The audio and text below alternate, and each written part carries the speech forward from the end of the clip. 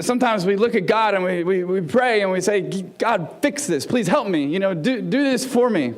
Do this for me now. now. Please, begging him.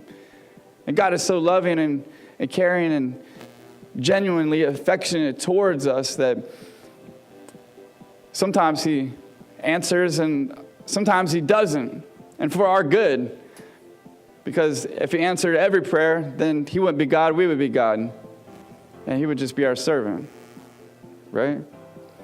And so, a lot of times, what happens with us and with others is that we pray and we're persistent, and then Jesus doesn't fix the problem, so we run. Or we drift for a while, pray about something else, hope for something better. And then he answers that prayer the way we like, and then we're back. Bling, boom, back, right? Like a bad relationship. So we were traveling up to North Carolina, and we drove, and so I was driving, and Robin does most of the driving. She's a better driver. She'll probably tell you that too. But and so we made a stop. We made a pit stop to get some food. So kids are in the back seat. They're hungry, so we stop at Chick-fil-A, and then that turns into more because they see a Barnes & Noble at a mall, and so they want to go and check out the Barnes & Noble and check out some books, and my kids are bookworms, which is great. And so Robin's like, hey, why don't you go and get gas, go fill the gas tank while we're here, and then just come back and get us, right? So I don't know where we are, by the way. I have no clue. I know what state we're in, but I don't know where we are. We just pulled off, okay? Don't even know the exit number. And so I see one gas station. And so it's straight across from where I am. And I was kind of forced to go right because there was a lot of traffic and I couldn't get in that lane. And so I figured that I would, go down, whip around, do a U-turn and come back to the gas station. Well, little did I know that when I made that right, it was a right onto the interstate. And it was not the same interstate that I came in on. It was a different interstate. Now, let me tell you this, too. I'm notorious for getting lost, okay? I actually preached a message one time called Rerouting, and if you have an iPhone, you're on your maps, and it says rerouting when you get lost or you make a wrong turn. So the story of my life, rerouting.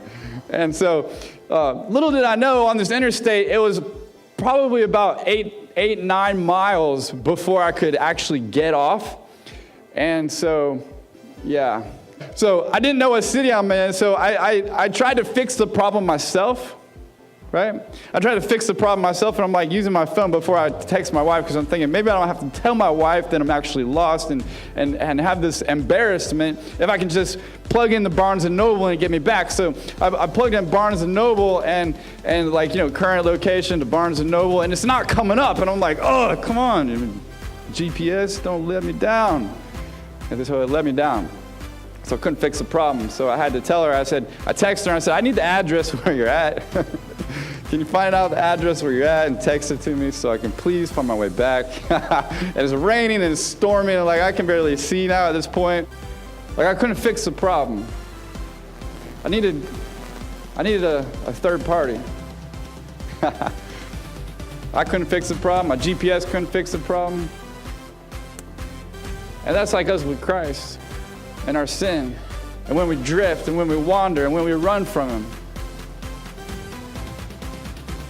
He fixes our problem.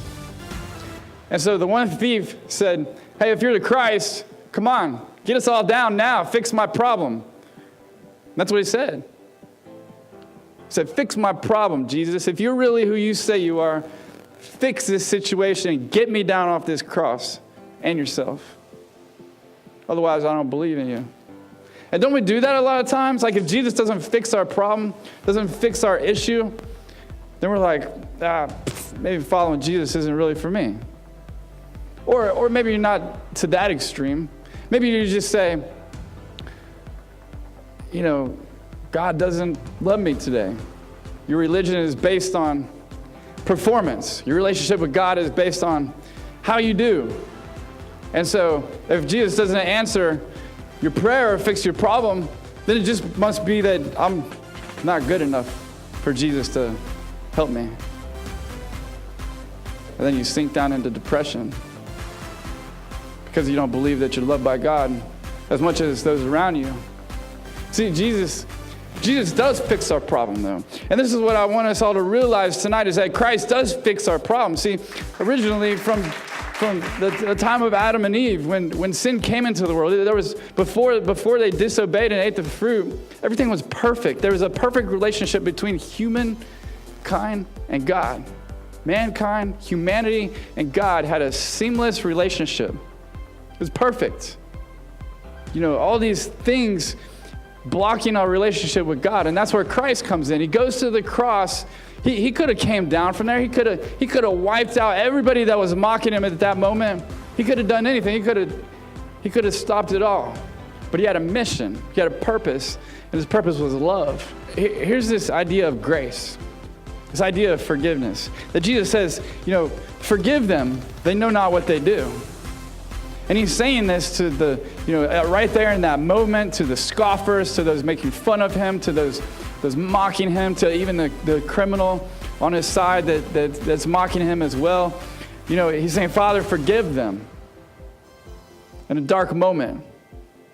And see, we all have dark moments, or have had dark moments in our past where we feel like we've done something so bad that it's unforgivable, or that you can't be forgiven. And you experience this guilt and the shame.